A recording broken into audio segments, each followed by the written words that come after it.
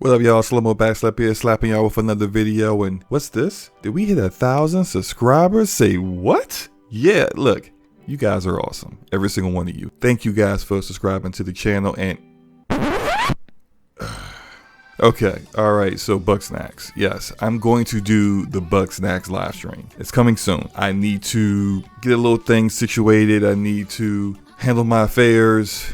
I need to mentally prepare myself for this, but no, seriously, I'm going to get it done within the next week. Don't worry, I haven't forgot about it. It's going to happen, but in the meantime, let's get into what the topic of this video is. And so the topic of this video is about the ID at Xbox event that was last week. And yes, many of you skipped the event, and many of you refused to watch it due to the large number of interviews and just talking that transpired. And that's no shade to the presenters and co-hosts. I think they did generally a really good job. Shout out to them. They're just promoting their brand on Twitch. But Twitch, on the other hand, definitely took an Xbox event and decided, let's try to feature as many of our people that generate revenue for us as we possibly can, and make the actual point of the event, the actual games, get put on the back burner. 2-3 minutes of sizzle reels of games for 10 to 15 minute interviews wasn't a great format.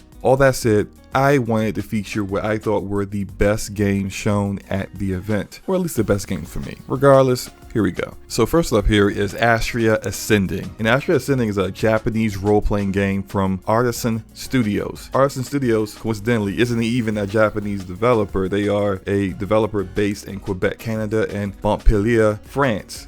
Now, they've only made one other game, which is called Super Neptunia RPG. I admit I haven't played that one yet, but they aren't brand new to gaming, and they also have some veteran developers on hand. Hitoshi Sakamoto, who previously did music for Final Fantasy XII and Vagrant Story, as well as Kazushige Nojima, who wrote for the story in Final Fantasy X and Final Fantasy VII Remake. Both of those guys are on staff at Artisan Studios, and so that really gives this game a little bit of additional pedigree. Now, the players, when they play this game, you will be playing and taking control of demigods. In the game, you'll be picking from 8 customizable characters spanning a range of different races and skills as you assemble a team of heroes. Astria Ascending is in development on Nintendo Switch, PlayStation 4, PlayStation 5, PC, Xbox One, and Xbox Series X and S. And will be coming out sometime in 2021, so look out for that. So next up in the games that I thought were really good in the showcase was Death's Door. Death's Door is an action-adventure game being developed by Acid Nerve and being published by Devolver Digital. In it, you play a crow whose job is to collect the souls of the dead, but apparently a soul got away and you have to go hunt it down, which causes you to get into all kinds of big fights with big boss battles and all this other stuff going on, but it looks awesome. It has an isometric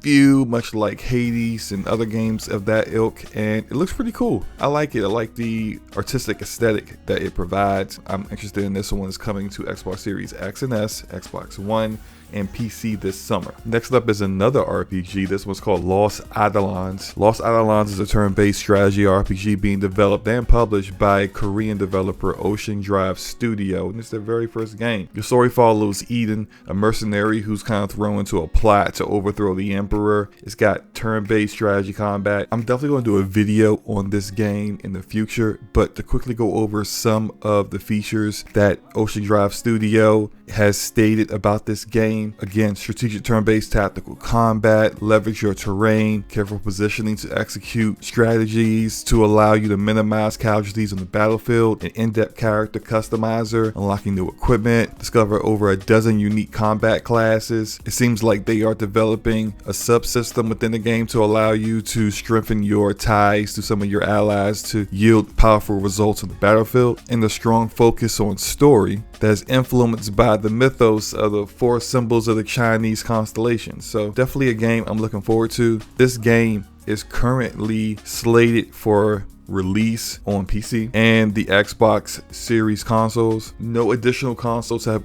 been confirmed yet, but I do suspect this game will also see a release on PlayStation 5 eventually. These last 2 games are probably the most anticipated games that were shown in the entire showcase. The first of which is the Ascent. The Ascent is being developed by Neon Giant and published by Curve Digital. Neon Giant is a Swedish developer of just 11 employees, and the Ascent is their first game. Ascent is an action RPG. You can spec your armor, your weapons, cybernetic augmentations, as well as the look of your character. I think it's pretty wild seeing this isometric action RPG with not just shooting elements, but actual cover shooting elements as well. The developer said that they are pushing hard for 4K native visuals with 60 FPS on consoles and of course on PC well above that. The game is due out this year in 2021, will be available on PC and Xbox Series consoles, and will be on Game Pass at launch for both platforms. And finally, last but not least, is Song of Iron. Song of Iron is an action-adventure game being developed by a solo developer. His studio is called Resting Relic, but the developer that I'm speaking of is Joe Winter. The game features a Viking seeking to take an ancient relic to the great temple of the gods in order to save his people. It is intended to be a 2 to 3 hour experience with the hopes of adding a new game plus mode to extend that replayability. He also has said ray tracing may be a possibility, and just overall, the combat here looks amazing. The animation, the methods that you are able to take in dispatching your enemies, it just looks awesome. Launch window is for late spring of this year actually, and will be available on PC, Xbox Series, and Xbox One consoles. So there you have it. Those are the 5 games that I thought were the very best games shown at ID at Xbox. You are welcome for saving you from having to watch something for 3+ hours. But if you did watch it, let me know what games that you thought I missed out on that you thought were pretty awesome. Let me know in the comment section below. Hit the like button if you liked the video, hit the dislike button if you didn't, it's all good. And hit the subscribe button if you want to see more content like this in the future. Peace.